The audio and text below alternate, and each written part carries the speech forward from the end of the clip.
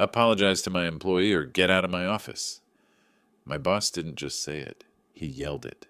The kind of yell that makes the glass in the door vibrate and the guy in the next cubicle stop typing mid-sentence. Every head in the open space turned toward us. Phones went down, chairs stopped rolling. My manager, Carl, was standing in his doorway, red in the face, one hand on the frame like he owned the building, the other stabbing the air in my direction. Right now, Daniel. You either apologize to her or you walk. Those are your options. The her was sitting 3 feet away from me, pretending to be small. Emily. She was staring at her keyboard like it had personally hurt her, shoulders curled in, eyes glossy. If you didn't know her, you'd think I'd just screamed at her in front of the whole floor. I hadn't raised my voice once. I pushed my chair back. The sound of the wheels on the cheap carpet felt louder than his yelling. Somewhere behind me, someone whispered, "Oh, crap!" Someone else clicked off their headphones. My heart was pounding, but not the way you'd expect. It wasn't fear. It was more like standing on the edge of a high dive you've been walking toward for months. I stood up slowly, and 40 pairs of eyes watched to see if I would fold. If you had walked into our office a month earlier, you would have sworn I was the last person this would ever happen to. I'm the quiet guy, the one who shows up 10 minutes early, fixes the paper jam, remembers everyone's coffee order, and doesn't make a big deal out of anything. I do my work, I send my emails, I eat at my desk more than I should. I'm also the one Carl called reliable in meetings, when he needed numbers to look good. Daniel will handle it, he'd say. Daniel always comes through. He liked having a workhorse. He just didn't like it when the workhorse questioned where the cart was going. It started with a spreadsheet. Not exactly the dramatic opening, I know, but that's how it always is. Quiet things, small lies, nothing you can print on a poster. Emily and I share a client. She manages the relationship. I handle most of the back-end reporting. 2 weeks before all this, I caught an error in her numbers. Not a typo. She'd moved a few expenses into a different category to make the quarter look better. It doesn't change the total, she said when I asked her about it. It just looks cleaner this way. Carl wants clean. It also looks misleading, I answered. If they audit this, they're going to ask questions. She shrugged. Then we'll answer them. Come on, Daniel. Everyone smooths things over a little. I didn't. I resent the correct version to the client and CC'd Carl like I always did. No commentary, no passive-aggressive note. Just the numbers as they were. I forgot about it the second I hit send. 2 days later, Carl called me into his office and shut the door. You trying to undermine my team? He asked. No hello. No, how are you? He was leaning back in his chair, fingers steepled like he'd practiced it in the mirror. I sent the accurate report, I said. The first one had miscategorized items. His jaw flexed. Emily followed my directions. You don't override my directions without checking with me first. You weren't in the room, I reminded him. The client asked for the full breakdown. I gave it to them. That's my job. He stared at me for a long second, like he was deciding whether to call it insubordination or pretend it never happened. In the end, he just waved his hand. Next time, check with me first, he said.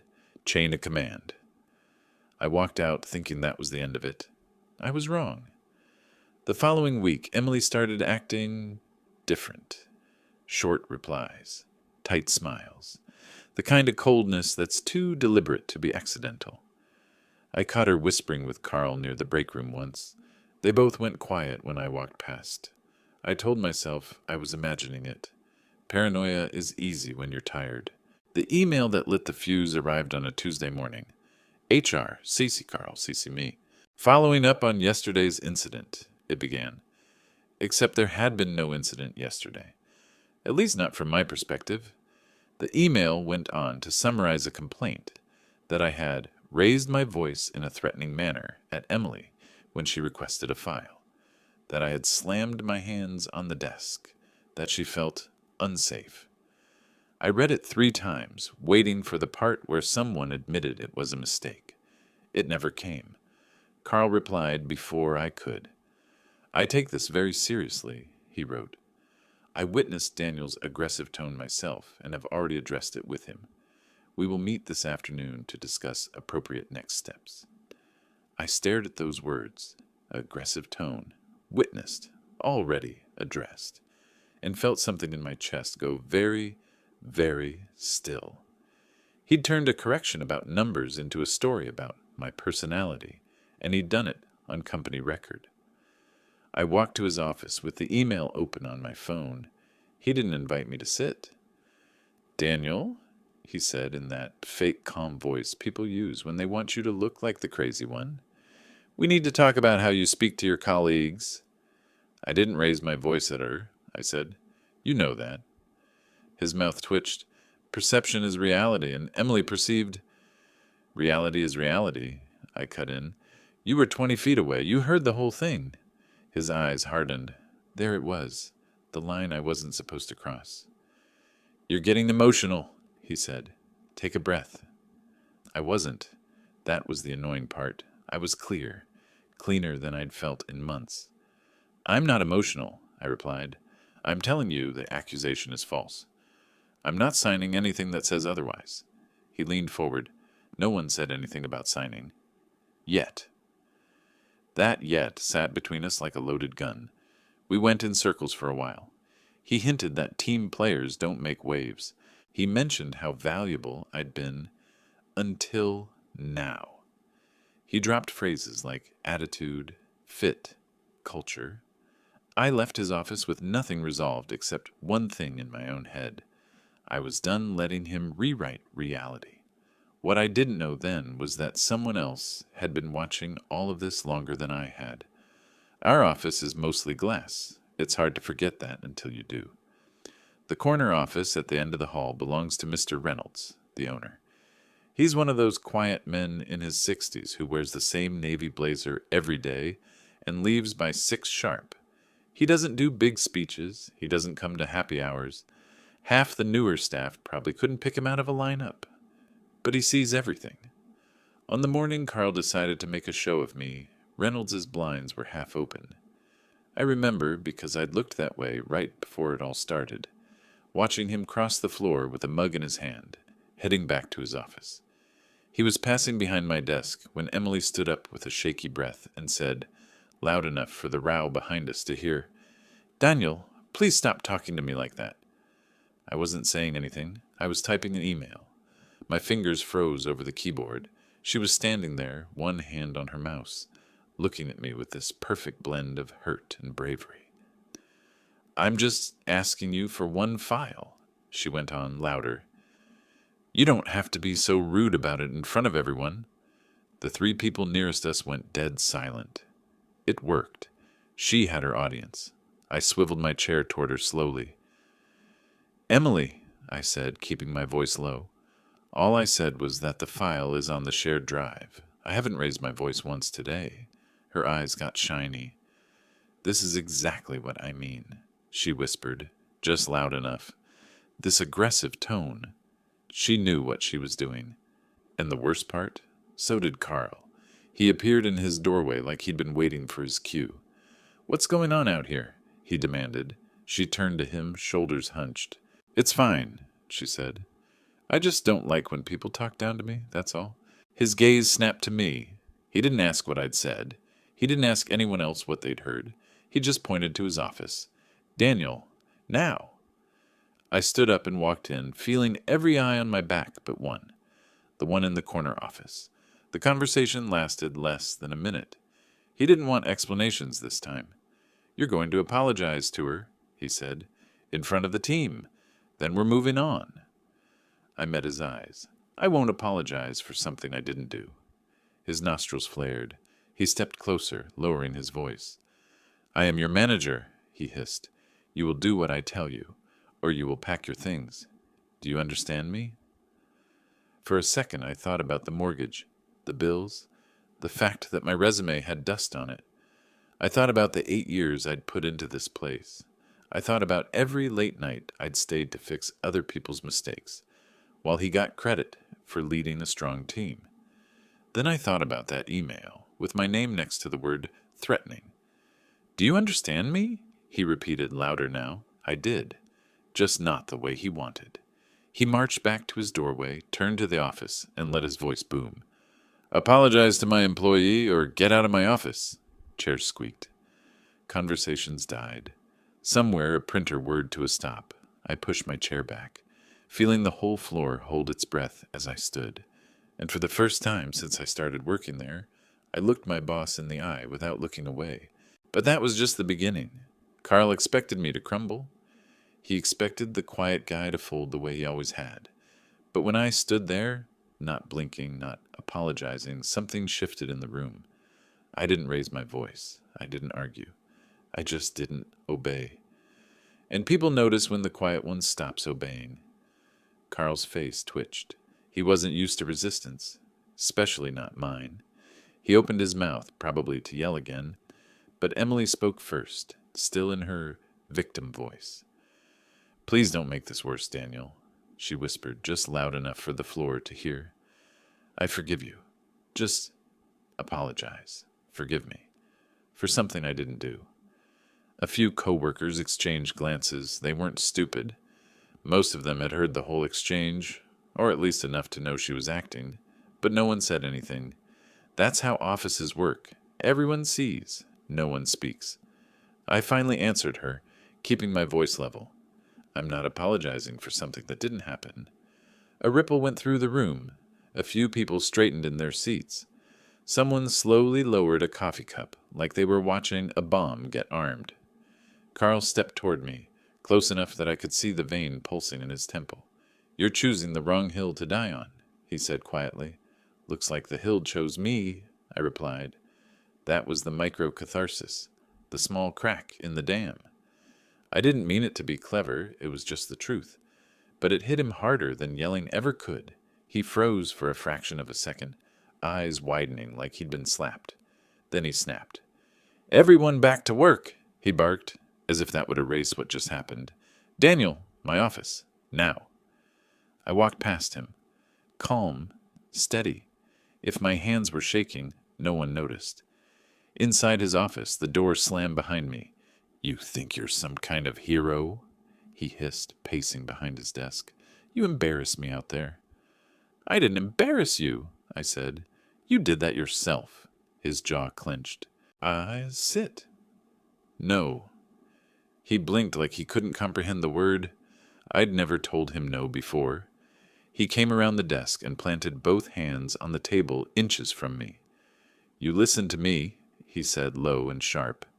I decide what happens in this office. Not you. And certainly not Emily. She's a model employee. She has never caused a single issue. I almost laughed.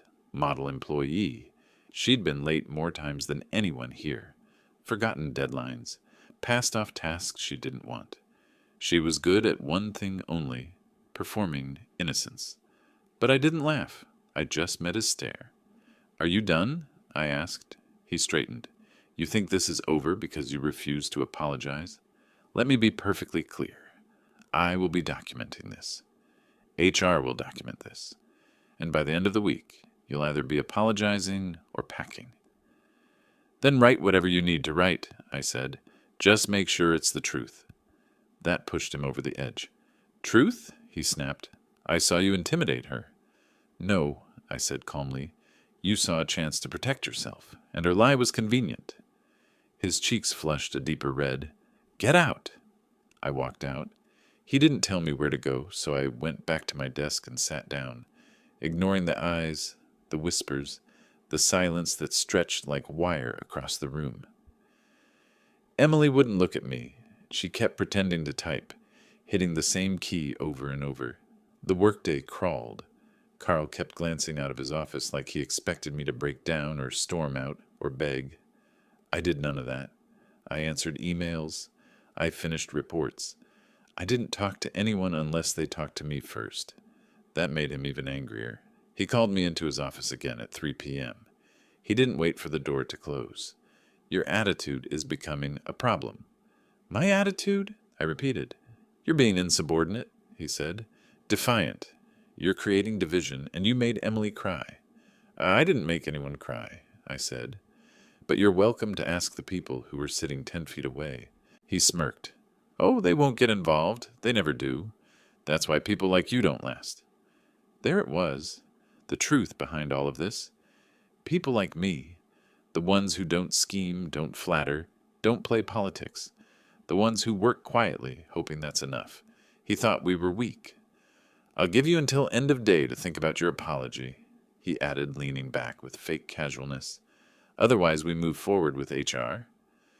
Do whatever you need to do, I said, standing. You really want to lose your job over this? He snapped. I'm not losing anything, I said. I'm just not lying. He scoffed. We'll see. I turned to leave, and that's when I noticed something I hadn't seen before. Through Carl's office window at the far end of the hallway, Mr. Reynolds stood outside his office. He wasn't looking at me. He wasn't looking at Carl. He was looking at Emily, watching her laugh with someone by the copier like she hadn't been crying 10 minutes ago. He wasn't smiling. He wasn't blinking. He was studying her the way a man studies a puzzle piece that doesn't fit. Then he turned and walked back into his office. The blinds closed. I didn't know what that meant. Not yet. But later, I'd understand exactly why Carl's words no longer scared me after that moment. Because sometimes the person you think is powerless isn't the one who breaks. And sometimes the wrong lie reaches exactly the right ears. When the clock hit 5 p.m., Carl stood in his doorway, staring at me with triumph written all over his face. We'll talk tomorrow, he said. And trust me, this isn't going to end the way you think. He was right. It wouldn't. Just not for the reasons he believed. I didn't know it yet, but that decision would cost them everything. The next morning, the office felt different. Not louder, not quieter, just tuned, like everyone was holding their breath, waiting to see who would make the first move. Carl arrived 15 minutes earlier than usual, which meant he'd been thinking about me all night.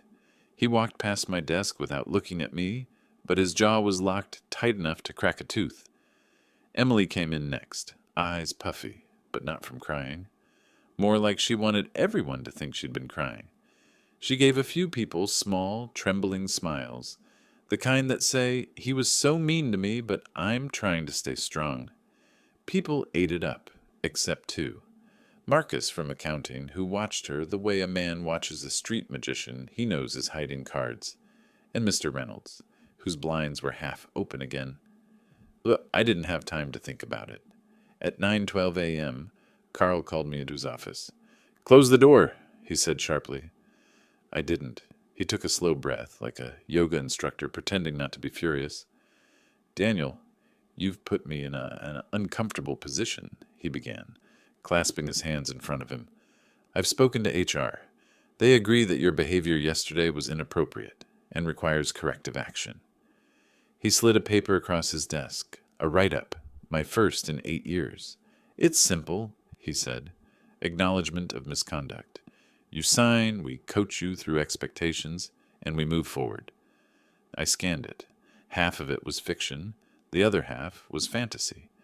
I'm not signing this, I said. His lips tightened into a thin, pleased smile. I hoped you'd say that, he replied. Then he leaned back. Because now I have grounds to escalate.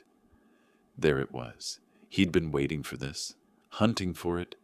Emily's fake tears, the public scene, the aggressive tone email. It was all a setup. He needed a clean reason to push me out.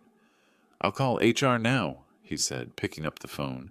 They'll start termination proceedings today. He dialed, but before the call connected, someone knocked on his door. Neither of us expected it. The knock was firm. Twice. Then the door opened without permission. Mr. Reynolds stepped inside. Carl froze mid-sentence, the phone halfway to his ear. Sir, he stammered, I didn't know you... You, Reynolds interrupted, looking directly at me. Come with me. He didn't raise his voice. He didn't ask. He just spoke the way a judge speaks when the verdict is already written. I followed him out without looking back. Not at Carl. Not at the write-up still sitting on the desk like a snake coiled to strike. I could feel Carl's panic behind me, like heat from a furnace. We walked down the hallway, past HR, past the conference rooms, past every space I thought I knew. He didn't speak until we reached his office. Sit! His tone wasn't angry. It wasn't even stern. It was clinical, like a man cataloging evidence. I sat. He closed the door and returned to his desk. For a moment, he just studied me, fingers steepled, unreadable. I saw what happened yesterday, he said finally.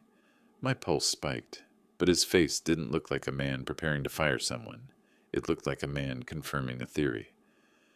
And this morning, he continued, I saw Ms. Hale, Emily, laughing and joking seconds after appearing distressed in front of the team. He tilted his head slightly. That discrepancy caught my attention. He turned to his computer and clicked something open. Several employees have come to me privately in the last month, he said. Concerns about Mr. Adler's management style? Carl, for years, he added quietly, I assumed exaggeration, until yesterday. I didn't breathe. I want you to answer this plainly, he said. Did you raise your voice at Ms. Hale? No. Did you behave aggressively toward her at any time? No. Did you alter any report or file without permission? No. He nodded once. A single satisfied motion. That matches the statements others have given. Others. Plural. People had spoken. People had stepped forward. I didn't know who. I didn't need to. Reynolds stood up. Stay here. He walked out. 5 minutes passed. Then 7. Then 10. And then raised voices. Not loud enough to understand the words, but loud enough to feel the heat behind them. Carl was yelling. Reynolds was not. That was worse. At minute 12, the hallway went silent. And then came the moment that would burn itself into office gossip forever. The door to the conference room swung open. Carl stepped out, face white, eyes darting, holding a stack of papers in a cardboard box, with one hand like a man trying not to drop his last piece of dignity. Employees stopped pretending to work. He wasn't escorted by security. He wasn't handcuffed. But somehow it looked worse. He caught sight of me sitting in Reynolds' office doorway, and his face twisted into something I still don't fully understand. Not anger, not fear, recognition. Everything he had built on lies was collapsing, and he finally knew why. Reynolds walked behind him, calm as a winter morning. Gather your things, he said, loud enough for everyone to hear. This termination is effective immediately. Emily gasped. Someone whispered, Holy sh... And another person muttered, Finally. Carl didn't say a word. He didn't look at anyone again. He walked out. The elevator closed. Silence spread across the floor like a slow-moving wave. Then, Daniel, Reynolds said, turning to me. My office. I stood and followed him back inside. This time the atmosphere was different. Warmer, calmer. He gestured toward the chair. Sit. I did. He closed the door softly. You handled yourself professionally, he said. Under circumstances where many would have broken, I noticed things like that. I didn't speak. I wasn't sure if I was supposed to. There's a position opening, he continued, now that Mr. Adler is no longer with us. I'd like you to step into it. Interim for now. Permanent, if it goes well. Manager. Carl's job. My throat tightened. I won't give an answer now, he added. Take the day. Think about it. He stood, signaling the meeting was over. Go home early, he said. You've earned it. I walked back onto the floor, and for the first time since I started working there, no one looked at me like the quiet guy. They looked at me like the man who had survived a storm they'd all been living in. As I grabbed my things and headed for the elevators, I felt something settle inside me. Not victory, not pride, just clarity. They thought I was gone. I wasn't. They thought I was gone. I wasn't. When I walked into the office the next morning, something had shifted. Not in me, but in the building itself. People stood straighter. Conversations paused when I passed, but not in the old way, not with suspicion or pity. It was something else. Relief. For the first time in years, no one was waiting for Carl's footsteps. His temper, his surprise meetings, his habit of turning small mistakes into public theater. The air felt breathable. Emily wasn't at her desk. Her monitor was off, her chair pushed in. A sweater hung over the back of it, but I wasn't sure if that meant she was coming in late or if she hadn't slept well. I didn't think about it long. I had enough of her stories to last me a lifetime. By 9 a.m., I received an email from HR. Please report to Mr. Reynolds' office at 9:30. It didn't say why. It didn't need to. I arrived early. Old habits. The door was slightly open, and Reynolds sat at his desk, glasses low on his nose, reviewing something I couldn't see from the hallway. Come in, he said without looking up. I stepped inside and closed the door gently. He removed his glasses, folded them, and placed them beside a stack of papers. I spoke with HR last night, he said, and with the legal team this morning. My stomach tightened, though I didn't let it show. He continued, Your name came up repeatedly, not as a problem, as a stabilizing force. I didn't know what to say, so I didn't say anything. He leaned back slightly. I'm going to ask you a question I don't ask often, he said, and I want your honest answer. I nodded. Do you want the manager position permanently? The room felt still, not heavy, just clear. I didn't think about Carl. I didn't think about the humiliation, the lies, the write-up he tried to force on me. I didn't even think about the fact that taking his job might look like revenge. It wasn't. It was alignment. I do, I said. Reynolds didn't smile, but something in his expression softened. Good, he said. Then it's yours. Just like that. No ceremony. No big speeches. No applause. Real power doesn't need noise. He slid a folder toward me. Inside, my new contract. Pay adjustment. Department transition plan. I'll handle the announcement, he said, but the team will want to hear from you once I do. I nodded again. My heartbeat was steady. Too steady, maybe. I'd imagined moments in my life where I'd feel some eruption of triumph or vindication. Instead, I just felt peaceful. You may go, he said. And Daniel? Yes? You did the right thing, even when it was difficult, especially then. I left his office and walked back down the hallway, the folder under my arm feeling heavier than a stack of paper should. When I stepped onto the floor, people looked up. Not nosy, not awkward. Waiting. Reynolds came out a moment later. He didn't raise his voice. He didn't need to. Everyone, he said, in the conference room, please. There was a quiet shuffle of chairs and footsteps. People gathered around the long table, leaning against the walls, settling into the corners. Reynolds stood at the head of the table. I want to address yesterday, he began, and the transition our department will undergo. A few glances flickered around the room. More than one employee stared at Emily's empty chair. As of this morning, Reynolds said, Mr. Adler is no longer employed with this company. No gasps. They already knew. What matters now, he continued, is how we move forward and who leads this team. He turned to me. Daniel will be stepping in as manager effective immediately. For a moment, the room was silent. Then a few people nodded. Someone said, Thank God. Someone else murmured, Finally. It wasn't applause. It was relief. The meeting ended quickly. Reynolds left. People returned to their desks, some giving me quiet smiles or small nods. Not the exaggerated kind, not the fearful kind, the human kind. I sat at my new desk for the first time. The same desk Carl used to slam drawers into. The same office he guarded like a dragon guarding cheap furniture. I placed the folder down. A knock. I looked up. Emily stood in the doorway, hair perfect, makeup subtle, eyes glossy in the way she thought made her look fragile and harmless. Can we talk? She asked. I didn't answer. She stepped inside without waiting for permission, closing the door behind her. I didn't know he'd lose his job, she said quietly. I didn't respond. She swallowed hard. I never meant for it to get this far. Still silence from me. She exhaled shakily. Carl told me if I didn't file the complaint, I would be written up. I panicked. Please, you have to believe me. I didn't want... Emily, I finally said. She froze. There's nothing to discuss. Her lip trembled. I just want us to be okay. We're not, I said, and we won't be. She blinked fast. You're punishing me. No, I said.